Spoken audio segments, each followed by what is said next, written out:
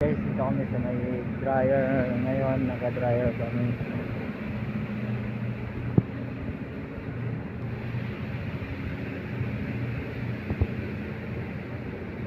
Paano ito?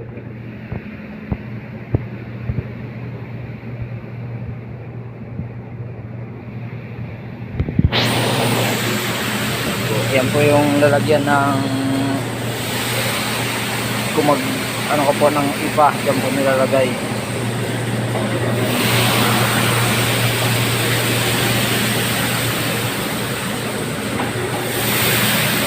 Tayo dito po yung ano ng apoy sa may yan po, malakas po yung apoy. Yan po yung nagbibigay init sa palay para matayo. Yan po yung labasan ng abo. Yan po yung abo.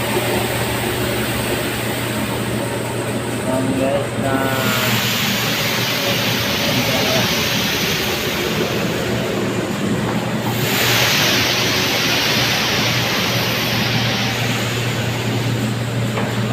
kailangan ng